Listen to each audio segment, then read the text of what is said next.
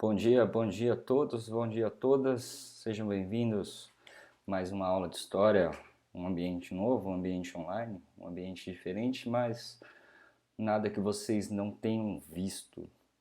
Muito bem, amiguinhos, vamos retomar um pouco os conteúdos. O primeiro conteúdo que a gente vai retomar é as civilizações da América pré-colombiana, conteúdo do sétimo ano do ensino fundamental 2, ok? Vamos dar sequência aqui. Bem, essa primeira imagem, um local bem conhecido, tá? No México, um grande templo maia, tá? Datado de centenas de anos, na verdade milhares de anos, tá? Só para você ter uma ideia.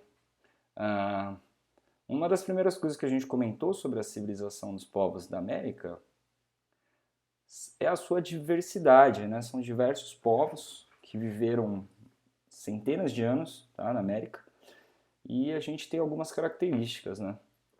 Eles têm modos de organização social e política bem diversificados, tá? Mas uma das principais características eram os grandes impérios que iremos comentar daqui a pouco, ok?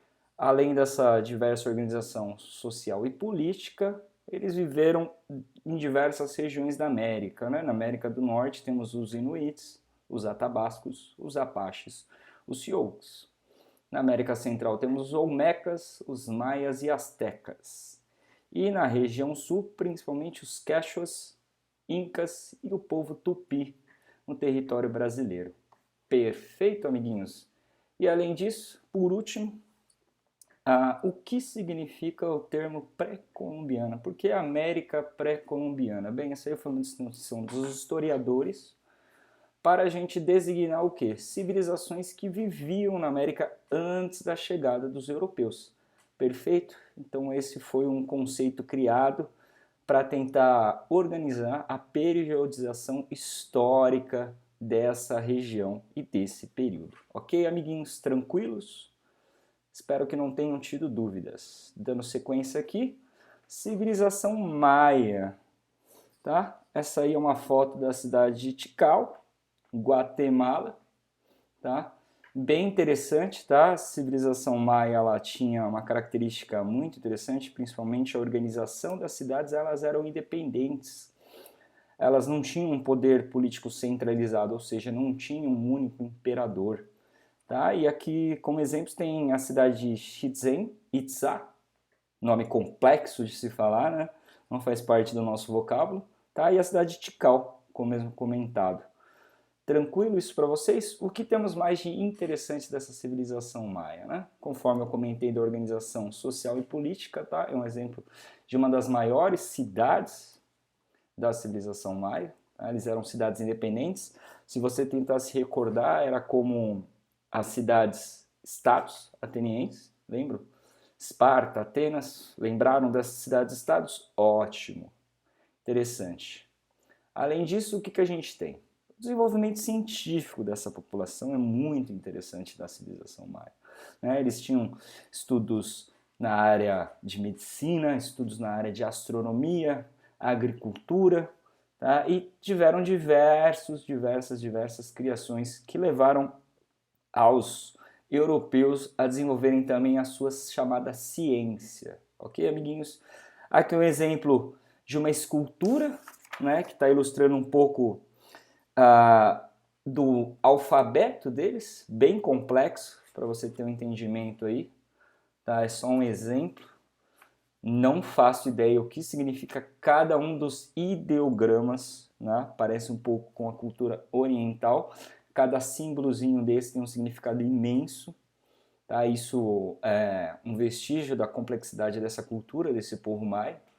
Tá? Para você ter um entendimento, a imprensa como a gente conhece hoje não existia. Então imagina o trabalho que era feito para cada pessoa realizar essa escritura. Eram verdadeiras obras de arte, né? Se você for perceber, são esculturas em alto relevo como essa. Perfeito, amiguinhos? Além disso, a gente tem a economia, né? A economia dessa civilização era bem interessante, né? Os maias cultivavam basicamente, tá? O seu alimento, o seu principal produto era o milho, tá? Assim como o milho era um alimento sagrado, eles também produziam batata, feijão, tomate, cacau, turma, cacau, desculpa, algodão e alguns outros produtos, tá bom? Eles já possuíam diversas técnicas de agricultura, como, por exemplo, a rotação da cultura. Eles já tinham conhecimento que se você trocar o tipo de plantação, você tende a não esgotar esse terreno, essa terra, para você cultivar novas plantas, novos alimentos, novas espécimes, ok? Tranquilo para vocês isso também? Tranquilo? Além disso, eles praticavam muito comércio, tá? Diversas rotas das cidades foram criadas para facilitar o trânsito desses comerciantes. Aqui nessa imagem, tá? É uma imagem bem antiga, tá? Tá demonstrando uma negociação tanto quanto falha. Parece que a pessoa do canto esquerdo não está aceitando o produto da pessoa do canto direito. Ok, amiguinhos? Então, o comércio também era um ponto muito forte da economia da civilização maia. Dando sequência aqui, amiguinhos, vamos à correção das atividades da página 313. Bora lá, bora lá. Primeira questão, explique o que foram os povos pré-colombianos e cite exemplos. Bem, conforme havia dito antes, os povos pré-colombianos foi o nome dado àqueles que viviam na América antes da chegada de Cristóvão Colombo. São exemplos dos povos pré-colombianos, turminha. Inuits, atabascos, comanches, apaches, sioux, olmecas, maias, astecas, incas, tupis, tupinambás, grupos Gés, araucanos, etc. Perfeito? Tranquilo então, turminha? Então, o que foram os povos pré-colombianos? Tá? Foram aqueles que viveram, as civilizações que viveram na América antes da chegada de Cristóvão Colombo. Tá aí o nome, pré-colombiano, Cristóvão Colombo. Perfeito? Se deu branco na hora, tenta lembrar disso. Dando sequência aqui, a questão 2 falava assim, marque um X na alternativa com o nome de algumas cidades maias. Essa aqui pode ter dado alguma confusão, né? Tem alguns nomes que confundem, mas a resposta certa era Chichén Itzá, Palenque e Tikal. Tranquilo, Tikal é essa que estava na imagem que a gente viu anteriormente. E a questão 3, desculpa a falha, observe a representação dos números maias, tá? A representação essa que está no seu livro na página 313, tem uma tabelinha, tá? Com o algarismo maia e embaixo o algarismo arábico, que é o que utilizamos, né? Tem do 0 ao número 24. Era simplesmente uma questão de observação, tá? Ele perguntava qual o símbolo representa o 0. É o primeiro da tabela, é aquele que parece uma concha. Tranquilo isso para vocês? Que difícil esse, professor. Não, esse não estava difícil, não.